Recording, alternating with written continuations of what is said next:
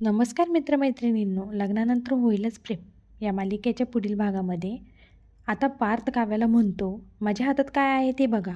त्याच वेळेस काव्या म्हणते, काय आहे? तर आता पार्थच्या हातात मंगळसूत्र असते. ते आता काव्या बघते. ते मंगळसूत्र बघताच काव्या खूप इमोशनल होते, कारण की त्या मंगळसूत्र काव्यार्थ नावाचे असते.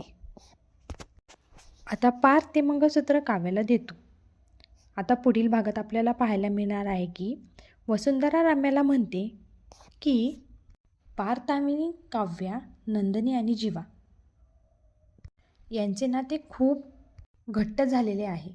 त्यांचे नाते अशा ठिकाणी पोहोचले आहे की आता त्यांना कुणीही वेगळं करू शकत नाही. आता नंदिनी जीवाला म्हणते, जे माझे आहे ते मला मिळाले. आता काव्या पार्थने दिलेले मंगळसूत्र घेते आणि ॲक्सेप्ट करते.